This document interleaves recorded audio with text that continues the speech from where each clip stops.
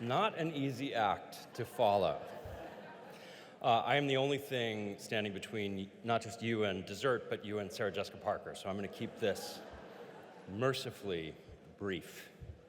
A few years ago, I had this wonderful surprise one day when my wife, who's here tonight, sent me a paparazzi photo. It was, on one level, a very familiar, sort of iconic New York image. A classic Manhattan streetscape, traffic whizzing by, and Sarah Jessica Parker, looking fabulous, trying to hail a taxi. Except that in this particular photo, she had a book under her arm. Not just any book, my book.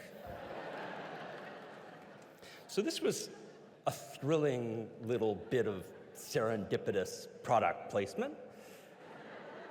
My publisher was delighted. My publicist, made right for Instagram to do something with this newfound discovery.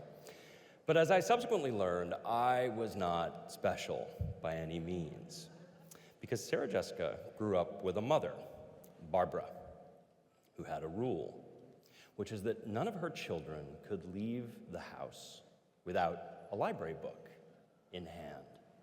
So even as an adult, she always has a book with her.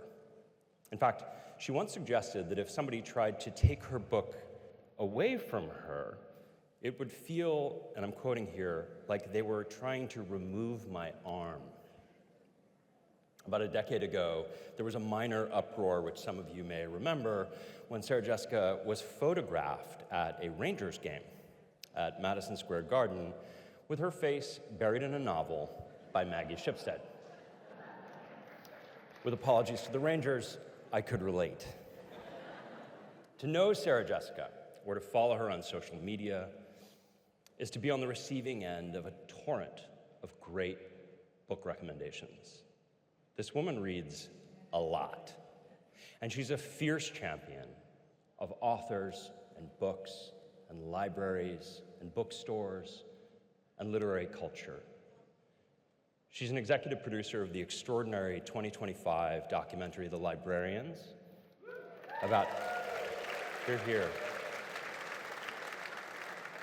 brave American librarians, particularly in Texas and Florida, fighting book bans.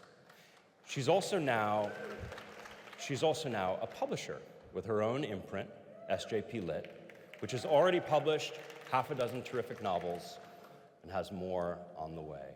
It is an honor and a thrill for me to present the PEN Audible Literary Award to the great Sarah Jessica Parker.